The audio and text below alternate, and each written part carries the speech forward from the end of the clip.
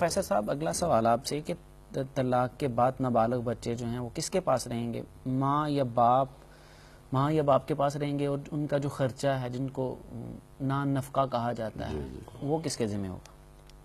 طلاق کے بعد جو بچے نابالغ ہیں ان کا نان نفقہ والد کے ذمہ ہے. اگر وہ اپنے پاس رکھے اسے اختیار ہے، اگر احسان کرتے ہوئے بچوں پر اور ان کی ماں پر بچے ماں کے پاس چھوڑ دے تب بھی خرچہ وہ برداشت کرے گا جس نے طلاق دی ہے. ٹھیک ہے. اور جو لوگ ضد کر جاتے ہیں کہ بچے ہم نے نہیں دینے، وہ بعد میں پریشان ہوتے ہیں. اگر اصول کے مطابق والد جو کفیل ہے شرعی اعتبار سے وہ بچوں کی کفالت کرے، ان کا خرچہ دے اور ماں ان کی دیکھ بھال کرے تو بچوں کے لیے بھی آسانی ہے، والدین کے لیے بھی آسانی ہے. جی شیخ. اصل میں نا یہ بچے کی فلاح و بہبود کو پیش نظر رکھا گیا ہے کہ بچے کی صحیح تعلیم، صحیح تربیت کا کون زیادہ حقدار ہے. ظاہر ہے کہ ماں کی شفقت، ماں کی محبت وہ بچے سے زیادہ ہوتی ہے. یہ جو بچوں کے ساتھ بچے جو ماں کو ملتے ہیں نا نابالغی کی حالت میں، اس میں ایک شرط رکھی گئی ہے کہ وہ شرط یہ ہے کہ معلوم تن کے ہی، جب تک تو آگے نکاح نہ کرے. جب ماں آگے نکاح کر لیتی ہے نا تو اس کی محبت تقسیم ہو جاتی ہے. ظاہر ہے کہ آگے بچے اور پیدا ہوں گے تو وہ شفقت اور محبت پہلے بچوں والے سے وہ نہیں رہے گی جو بعد میں پیدا ہونے والے بچوں سے ہوگی. اس لیے شریعت نے یہ شرط لگائی ہے، تو نابالغ بچوں کی حق حضانت اسے کہتے ہیں، یہ تو اس کے حقدار ہے بشرطے کہ تو آگے نکاح نہ کرے. جب آگے نکاح کر لے گی پھر اس حق سے اس کو دستبردار ہونا پڑے گا. لیکن نفقہ تو ہر صورت میں باپ کے ذمہ ہے. وہ بچے باپ کے ہیں، نسب باپ کے ساتھ ہے، خرچہ اس نے ہی دینا ہے. لیکن اگر باپ یہ سمجھتا ہے کہ ماں کے پاس رہنے سے بچوں کی فلاح و بہبود متاثر ہو سکتی ہے تو وہ ان بچوں کو اپنے پاس بھی رکھ سکتا ہے. حضرت ام سلمہ کا جب نکاح نبی کریم سے ہوا تھا تو ان کی جو اولاد تھی نا وہ نبی کریم کے ساتھ آپ کے پاس رہی تھی. اس لیے رہی تھی کہ چونکہ نبی کریم کی تربیت وہ مثالی تھی، آپ ان کی تربیت کر سکتے، وہ ماں کے ساتھ آگے ہیں. اگر کوئی باپ لے جانا چاہے اس طرح کہ میری ماں کے پاس اس کی صحبت اچھی نہیں ہے یا تربیت اچھی نہیں ہے، ماں اچھی طرح تربیت نہیں کر سکے گی تو اس کو لینے کا حق ہے اس کا. پروفیسر صاحب اگلا سوال آپ سے یہ ہے کہ کیا گناہ کی سزا دنیا میں ملتی ہے؟ اگر ملتی ہے تو پھر کیسے؟ گناہ کی سزا دنیا میں مختلف پریشانیوں کی صورت میں ملتی ہے. اللہ کا یہ اعلان اور فیصلہ ہے کہ جو تم میں سے مرد ہو یا عورت نیک کام کرے گا لنحینہم حیاتً طیبہ، ہم انہیں دنیا کی بہترین زندگی عطا کریں گے.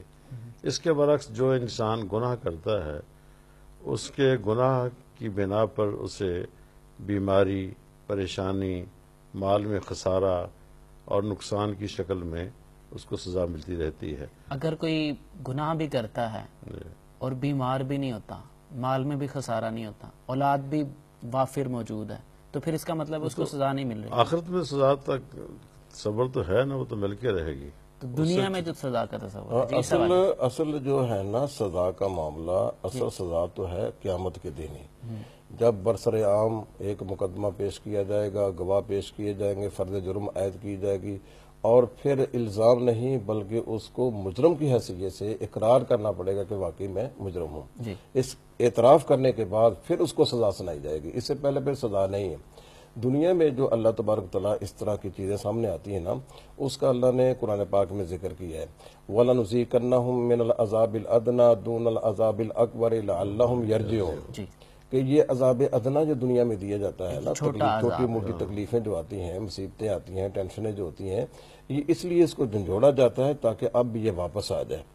اگر کسی انسان کو گناہ کرنے کے باوجود اس کو جھنجھوڑا نہیں جاتا ہے اس کا بھی جواب دیا گیا ہے. اللہ کے نبی فرماتے ہیں ذالک استدراج، یہ اس کو ڈھیل دی جاتی ہے کہ اپنا مہلت دی جاتی ہے کہ اپنے گند سے پیمانہ جتنا بھرنا چاہتا ہے بھر لے، اور جب وہ بھر جاتا ہے پھر اللہ اس کو اچانک پکڑ لیتا ہے، پھر اس کو توبہ کی مہلت بھی نہیں ملتی ہے. اس لیے انسان یہ مت خیال کرے کہ میں گناہ کرتا ہوں مجھے اللہ کی پکڑ نہیں آتی ہے، پوچھ گچھ نہیں ہوتی ہے تو میں شاید گناہ کرنے میں مجھے ڈھیل دے دی گئی ہے. اس کو اللہ استدراج مہلت دیتا ہے کہ تاکہ اب بھی باز آ جائے، سمجھ آ جائے.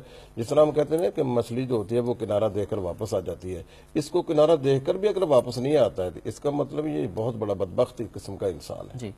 اور دنیا میں جو اصول مد نظر رکھا گیا ہے اس سلسلے میں وہ یہ ہے کہ کچھ کو اللہ رب العزت مزہ چکھاتے ہیں یا کچھ پہ عذاب مسلط کرتے ہیں دوسروں کو سمجھانے کے لیے. اگر کوئی وقتی طور پر اس عذاب سے بچ بھی جاتا ہے دنیا میں لیکن وہ آخرت کے عذاب سے نہیں بچے گا. یہاں پر تو چونکہ یہاں پر وہ قانون نافذ نہیں ہے جو وہاں پر نافذ ہوگا. وہ جو یہاں پر تو اس کو تو مزرعۃ الآخرہ کہا گیا, آخرت کی کھیتی کہا گیا, اور یہاں کہا گیا کہ یہ تو ایک کمرہ امتحانات ہے, اس کا رزلٹ بعد میں آئے گا. اگر یہاں پہ وقتی طور پر کوئی کنفیوزڈ ہے, پریشان ہے, مشکلات کا شکار ہے, تو یہ عذاب کی تو صورت ہے لیکن مطلق قانون نہیں ہے, کئی بچ بھی سکتے ہیں یہاں پر. بلکہ اس کو دوسرے پہلو سے لے نا, جی جو نیک لوگ ہوتے ہیں نا اللہ زیادہ زیادہ ان کو تکلیفیں آتی ہیں. جی اللہ تبارک و تعالیٰ, اللہ کے نبی فرماتے ہیں الامثل فالامثل, سب سے زیادہ اللہ کے راستہ میں مجھے تکلیف دی گئی ہے. اس کے بعد درجہ بندی کے حساب سے جتنا کسی کا ایمان ہوگا امتحان کے اعتبار سے اس کا اتنا ہی امتحان ہوگا. ٹھیک ہے. اس میں یہ بھی کہا جاتا ہے کہ بعض اوقات انسان اس مقام پر اپنے عملوں کی وجہ سے نہیں پہنچ سکتا جس پر اللہ اسے پہنچانا چاہتا ہے, پھر اسے وہ کسی پریشانی میں مبتلا کر دیتا ہے, بیمار کر دیتا ہے, مبتلا کرتا اس پر پھر صبر کرتا ہے, اس صبر کے نتیجے میں وہ مقام حاصل کر لیتا ہے جہاں اللہ اسے پہنچانا چاہتا ہے. اللہ اکبر. صبر سے انسان اس مقام کو پا سکتا ہے کہ جو عام دوسرے اعمال سے نہیں پا سکتا. تفہیم دی چاہیے ایک روشنی کا ہے میرا سوال.